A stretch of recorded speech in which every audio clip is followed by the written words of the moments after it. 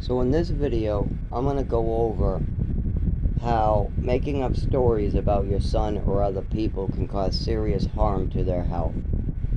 I'm going to go over the part about harming myself and suicidal thoughts, things like that. Because it really messed with my mind having somebody make up stories about me, and I'm going to go over what that means and what that has caused. So, first of all, let's say that when I was even a teenager to an adult, when I end up getting injured, if I bump into something, if I fall into the road, if I get my arm run over, whatever it is, if I have a seizure or shake, or if I fall and I get to the emergency room, they don't know what to make of me. The heads or tails, my medical records are all over the place. I've lived all over the place. They just can't quite get a read on me. So they just release me. They pretty much patch me up and release me, but then the same thing happens to me. I get hurt again because I have a nervous system issue. I have a neurological issue where I have trouble moving my body. I have trouble speaking. I get this taser feeling throughout my body, and it's hard to speak while getting tased. Now, this has been going on for 25 years, this taser-like feeling going through my body. Now, that, of course, is going to cause some injuries. When you bump into stuff, fall, when you have seizures, you're going to get injuries. That's just part of it. But see, there's more to this than just me getting injured. Somebody made it much, much worse. So in my early childhood, my mother used to like to make up stories about me. This is something she used to like to do. No matter, she liked to make problems and make up mental illnesses, so then she could seem like this good person. She could establish Social Security, stuff like that. I'll give you an example. When I get hurt, when I get injured from either other kids, there was other times where I was injured by other kids, but there were also times where I got injured just because of my physical disability. Like I bump into tables. Like I'll give you an example. Now this was happening way before anything was actually going on with my mind. This fucked with my head. It absolutely do. When you do this to a child, it fucks with their head. Now, I was bumping into stuff. This is one of the earlier ones, one of the earliest. Things I was bumping into were cutting open my shin, my shoulder. I would get bumped into, I would get scratched. Sometimes I would fall on cement, get scratched up. I would get scratched up quite a bit. It didn't hurt much because of the nerve damage in my body. I have a numbness. I'm able to play tennis on a sandpaper cement while barefoot until my skin is removed. I don't quite feel it, but I wanted to report this to my mother because I was hoping we could go to the doctor and get it to stop. I'm bumping into things. I'm getting cut up. That's not okay. So I don't know, about 10 years old. I have cuts all over my shins. I got marks all over my shins from bumping into stuff. They asked, what is it from? I said, bumping into stuff, just regular kid stuff, regular stuff. I say, I can't control it. It just happens all the time. Just like the bouncing of the leg. Just like the bouncing of my body. Just like the fact I couldn't move my body properly. My answer was, this just happens all the time. It just happens all the time. There is no other explanation other than this is my body. This just happens to me. And it does. Ever since what happened to me at age 7, the overdose where my mother gave me a handful of pills. Ever since my mother tried to make me gay. She did too. She tried to give me ballet. When another kid wanted to push me in the sack, she allowed it. My father did not. Some of the things she did was totally mental. She should have been acting the opposite. She wasn't acting like a mother. She was acting like somebody who had an agenda to push. So let's go back to that. My shins are cut up. They ask me why my shins are all cut up. Well, it's because I bump into stuff all the time. So, yeah, it just happens to me all the time. I mean, I just get scraped up all the time. That's what happens with boys, is what I told them. Boys get cut up. This happens to me all the time, more than other boys, though. So, what is the proper response to that? You bring your kid to the doctor because now you had a coordination issue. The doctor has told you your son has problems moving his body. I also have problems speaking. I still have a lot of problems speaking. I have a lot of problems doing sports because that requires you moving your body. I'm now getting cut up on the shins. Does my mother bring me to the doctor? Does she look into why I can't move my body or why I'm bumping into stuff? No. She tries to turn it into a mental case again. She tells me that I must be cutting my own shins or scraping my own shins on purpose. Just like everything else that she had for these mental illnesses. If I won a medal, I must have been stealing a medal. If I'm bumping into stuff, I must be scraping my own shins off with a rock or something. I mean, that's completely insane to make up a story about your son in your head and then spread it. Luckily, my father was a good person, and he said, I don't think that this is the case. No, she says, he's hurting himself. Then she goes around telling everybody that now I'm scraping open my own shins. And when you speak like that to a doctor, when you go to a doctor and say, my son is scraping himself up on purpose, and you're going to a psychiatrist, a mental doctor, that can have grave consequences. So I have a physical disability in my nervous system. And instead of treating that, my mother has made up a story about me scraping myself and then spread it to doctors, spread it to friends, spread it all around. And that wasn't the only case of this. She continued to make up stories about me, saying that I'm hurting myself, saying that I'm depressed all the time, saying that I'm some awful thief, saying all these things that just aren't true. Yes, I've stolen stuff in my life, but no more than any other child, and it got worse because I had to pay the price for stuff I didn't do anything to do with. My mother would drink a bottle and then blame it on me. She drank alcohol and then blame me for her drinking. That's not right. But I had to take the whole punishment for 2 weeks. I had to cry myself to sleep for something I didn't do. And that was just one of 100 times where my mother wanted to blame me for something that she did. And that's just the case. I mean, that's easy to victimize the victim. It's very easy when you're a mother with a mental health disorder to blame every problem you have on your child. That's not right, but it's very easy for her to do. So let's go back to the shins. So my shins are all cut up all the time. Does she want to get to the bottom of that? No. What she wants to do is tell everybody that I must be hurting myself. Well, by the way, because of how fucked up this made my head, later, years after she's been doing this for years and years and years, I actually do try to cut my left arm. I do. But she's already made up stories about my shins. She already made up stories about my foot. She's already made up stories about my right arm.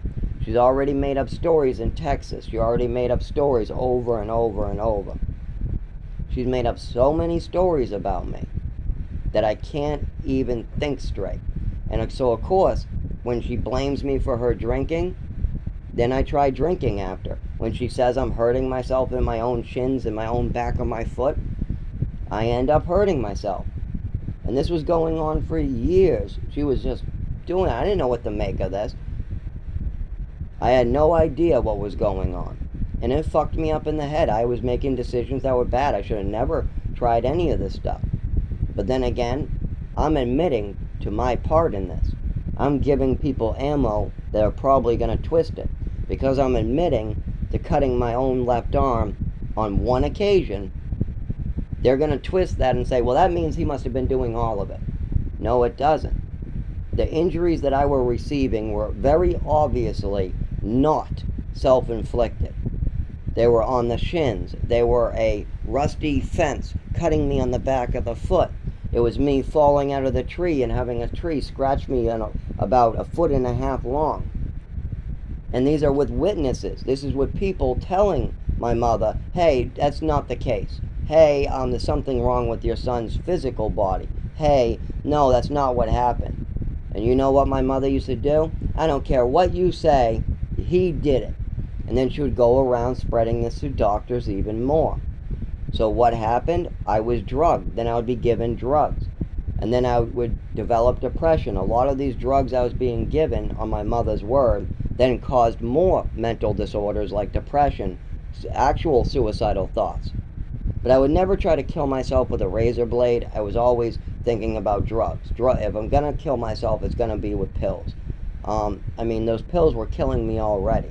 So it wasn't a far stretch.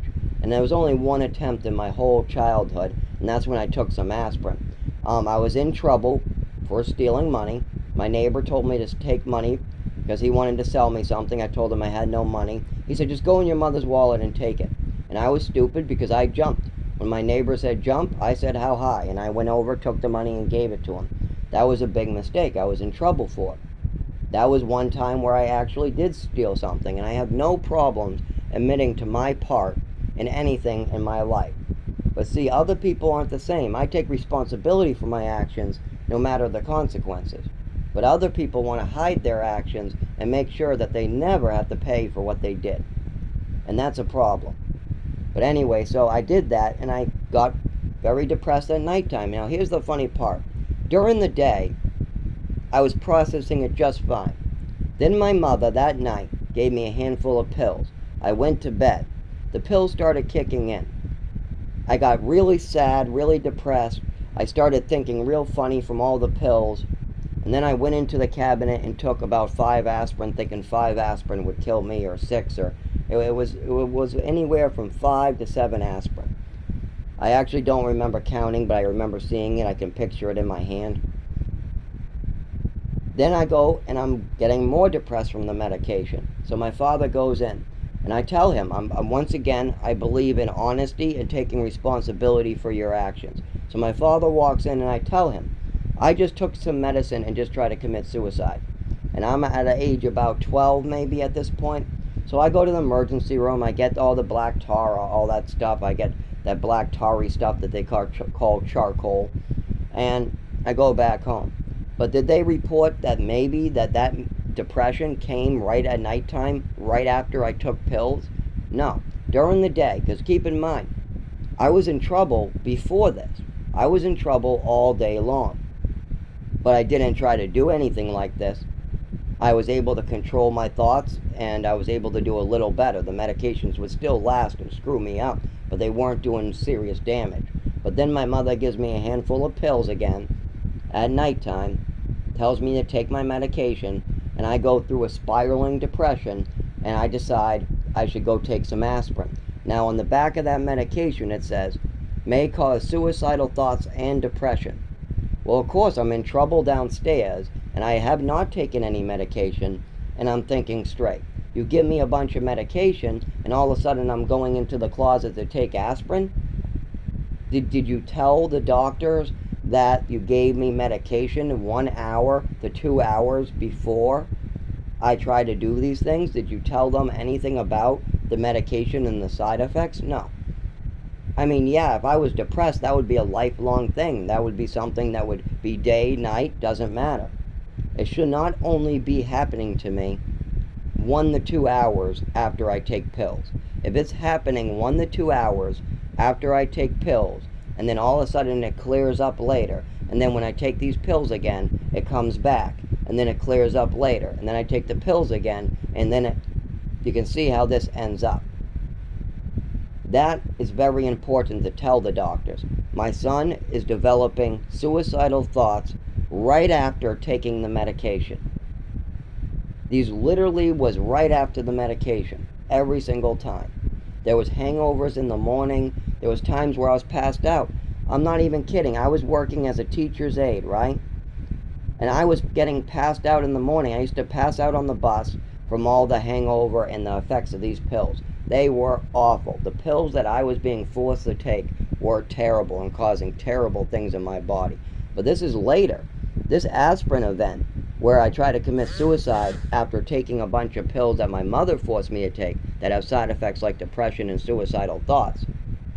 This was all after my mother has already started going around telling people that I'm hurting myself on my shins, on the back of my foot, all different types of things, even though the back of the foot was later than that. But the shin thing, that went on basically my whole childhood. Anytime my shins or body got hurt, she would just come up with a story that I must have did it to myself. If a kid at school beat me up, I must have hit myself. If I mean anything, any injury I got on my body or on my physical health, I must have done to myself, she said. And that twists your kid's mind, because when you're not doing this to yourself and you're dying for medical care, when you have a serious physical disability, and it is not being treated. And I was speaking up at the doctor about this over and over. My mother just said, it was an allergy attack. Shut up about it. Something that is doing harm to me for 25 years, I'm supposed to be quiet about? How am I supposed to get medical care? If anything, my mother should have shut up with her lies and manipulations. She should have shut the fuck up about blaming me for her own drinking. When she had to go to therapy, she should have shut the fuck up instead of saying that it's all my fault that she has to go to therapy. I mean, I never blamed her for when I had to go to therapy, even though I probably should have been, because I realize now what was going on in that household was fucked up. I mean, the pills that were given to me in Westford were by far the worst. From age 5 to 7, when I was living in Westford, is by far the worst traumatic shit I have in my life. I mean, I was given extra Epicac, I was given handfuls of pills, she was drugging me on certain occasions where the pills changed color, and then all of a sudden I'm passed out. She even decided to give me opiates on a plane. I came over looking for a Tylenol, or maybe if I was even lucky, maybe a nip, but I was thinking Tylenol for a headache. She gave me opiates. This establishes what her mindset was. She had no problem giving me pills that I did not need, or pills that could have had bad effects on my body. And she also was reporting things that were false, constantly, to family members, to friends. She was making me out to look like this crazy person on purpose. That way she could establish a Social Security case. But that fucked up my head. Doing this to a child messes up his mind. She was purposely messing with my mind. She was purposely drugging me and hurting my body. She was purposely trying to prevent me from getting the real medical care I need, while giving me medical care I did not need that was doing damage to me. And yes, I had crazy things going on in that house. I did. I had bad behaviors, absolutely. I was listening to the wrong people. I was listening to my mother. I was listening to my neighbors. I was listening to the psychiatrist. And none of that worked out. I said that all was awful. I should have been listening to my brother Tim. I should have been going to a physical doctor like a neurologist. My father, if he wasn't so deep in denial, trying to avoid what was right in front of him, he would have been a good person to listen to, and I still do. I still do listen to him, but see, the problem is that when it came to my mother, he would just let her have free reign with me. She would let her have her way with me. That's all my father did. That's the best way to put it. My father allowed my mother to have her way with me, and it did serious damage. I mean, that sounds like maybe I got raped. I did not get raped by my mother. I had something much worse done. I was made crippled by my mother, psychologically, but most of all, physically. She used to make up stories, spread it with the doctor. She would go to friends and family members, make up stories about my shins. Not just that, when we had a normal interaction, like I was making friends, like a next door neighbor, well, not the actual next door, I was way, way farther down the street. But I was at the driveway, I just cleaned the house, I'm playing in the driveway. One of my classmates from the Chelmsford Middle School came by. He saw me and asked if I want to go to his house. I said, wait 1 second, I gotta ask my mother, because I knew if I didn't ask my mother, then I was going to be in serious trouble. And I don't mean trouble like punished. I mean like there would be more drugs, there would be some psychotic behavior. She might make up a story that I went out and ran away, or who knows what. So I'm going to go in and ask. Because she used to like to make up stories. She did. She didn't want to get the facts. She wanted to make up a story about me to establish that Social Security case and get attention. She had a mental illness where she needed to create issues that weren't existing. So I go in. They're in like near the computer room and this what they call living area, or where the beautiful tables are. I go back there. I go to my mother and I ask her, hey, a friend just came up and asked me to his house. Can I go over? She goes, yep, no problem. Yes, okay, have fun, whatever. She yupped me. Okay, so I got permission. I got full permission. I gave a description. It wasn't like it was a two-liner. I gave a description of what I was doing. So I go outside. I ask the child, actually, sorry. He asked me, did you get permission? And I say, yes. So then I asked the child, how far is your home? We start walking to his home. It's pretty far. I barely can find my way there. I had to follow him there. We have a good time over there. He shows me some finger video about how like Batman made with thumbs. We play a game where you shoot on the wall like a bunch of birds, like Duck Hunt. He shows me a bunch of stuff, a video game called Pro Skater 2 that actually in a mental institution I got to play too. Oh yeah, there was a lot of mental institutions that they wanted me in for very small stuff. Stuff that wouldn't have mattered. I got seriously hurt. I would do something small and then I would be seriously fucked up for the rest of my life from it. I'd be held down and given double doses of drugs. They would give me a whole handful of pills, and then somebody like my roommate would make up a story, and then they would give me a whole nother handful of pills, but I would refuse to take double amounts, so then they just hold you down and they force it down your throat. They force it actually into your arms, they inject your ass, they do all different types of things to you. It's very traumatic stuff to have to deal with. And it was asked of, literally my mother and father wanted this done to me. They asked for me to be held down and injected with double amounts of drugs. They did, and did they care afterwards that I tell them this, how bad this place was? No, they're willing to just keep on doing it because it helps with the Social Security case.